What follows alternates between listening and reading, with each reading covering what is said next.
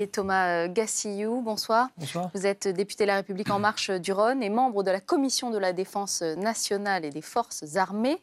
Merci d'avoir accepté notre invitation. Avant d'évoquer dans quelques instants l'hommage national qui sera rendu donc, aux soldats français tués au Mali, j'aimerais qu'on fasse le point sur le séminaire gouvernemental qui a eu lieu à Matignon. L'objectif officiel était de caler la feuille de route de la future réforme des retraites. On a l'impression qu'il faut encore faire de la pédagogie à l'approche du 5 décembre. Ah, bien sûr, je pense que la pédagogie, elle est permanente sur une réforme de taille si importante qui va impacter tout le monde, puisque tout le monde aura potentiellement à avoir une retraite. Et donc cette pédagogie, il faut qu'elle continue. D'ailleurs, le projet de loi n'est toujours pas encore connu. Il sera présenté à la fin de l'année. Donc la pédagogie, elle va devoir continuer également pendant les prochains mois. C'est de la communication ou c'était nécessaire pour éviter une grande mobilisation ? Non, la mobilisation, vraisemblablement, elle aura lieu à partir de jeudi. Mais effectivement, la pédagogie est nécessaire et d'autant plus nécessaire que des gens se mobilisent. Et donc, il faut expliquer largement en quoi cette réforme est nécessaire, en quoi on ne peut plus continuer avec 42 systèmes de retraite différents et en quoi il faut réformer, refonder ce système pour qu'il continue à produire des effets positifs. Est-ce qu'on peut revivre un novembre 1995 ? On le rappelle, le plan Juppé sur les retraites et la sécurité sociale avait provoqué la colère des manifestants, avec des manifestations monstres, 2 millions de personnes, et des grèves dans la fonction publique. Finalement, le gouvernement avait reculé.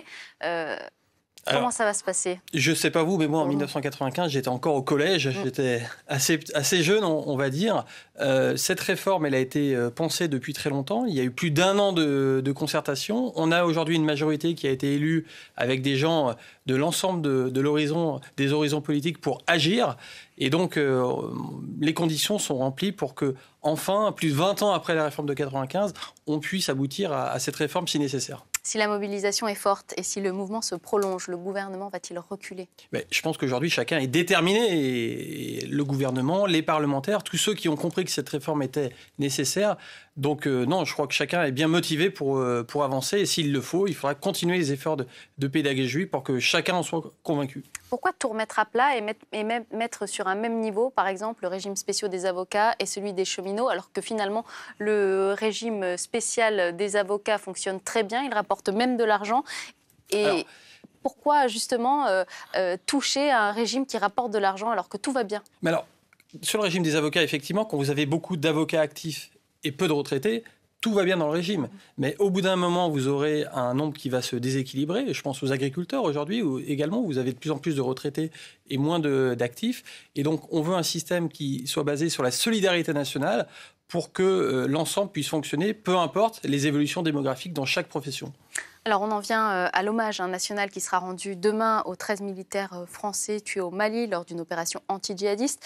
Les corps ont été rapatriés en France aujourd'hui. C'est l'opération, la journée en tout cas la plus meurtrière depuis 2013, le début de l'intervention au Mali. Et la plus meurtrière depuis l'attentat du Drakkar au Liban il y a 36 ans. Cet hommage national, c'est une évidence ? Bien sûr, cet hommage national, c'est une évidence. On a 13 jeunes hommes, j'allais dire, qui sont allés loin de chez nous pour servir leur pays, qui ont été fauchés dans leur vie. C'était des pères, des fils, des frères. L'un d'eux attendait un bébé qui allait naître prochainement. Et donc, il faut que l'ensemble de la nation se rassemble pour marquer cet hommage national, marquer la solidarité vis-à-vis de leur famille par rapport aux gestes héroïques qu'ils ont effectués au Mali. Certaines voix ont demandé le retrait des 4500 militaires de l'opération Barkhane de la région. Ce serait une erreur, selon vous ? Aujourd'hui, ce serait clairement une erreur. Il faut rappeler que ces 4500 soldats, ils sont depuis l'année 2013 à la demande des autorités maliennes pour stopper une colonne djihadiste qui voulait déstabiliser le pays, prendre Bamako.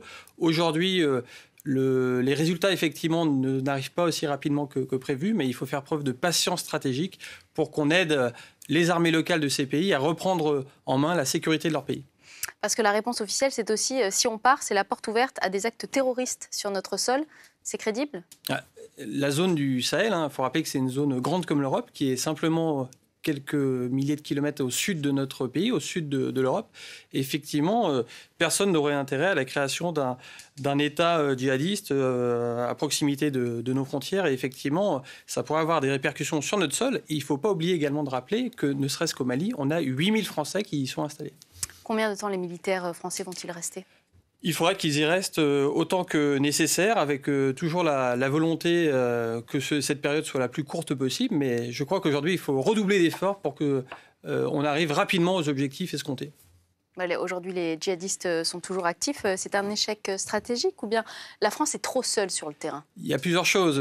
Déjà, la tâche est immense. On a des États faillis. On a de nombreuses causes à traiter. On parle du djihadisme, mais on a également des problèmes de sécurité intérieure. On a des problèmes de populations qui ont une certaine difficulté à vivre ensemble, de trafic également, trafic d'armes depuis très longtemps dans ce pays.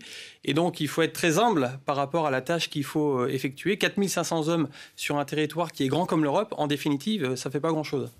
Je vous remercie Thomas Gassiou d'avoir accepté notre invitation. Je rappelle que vous êtes député La République En Marche du Rhône et membre de la Commission de la Défense nationale et des Forces armées. Merci à vous. Merci.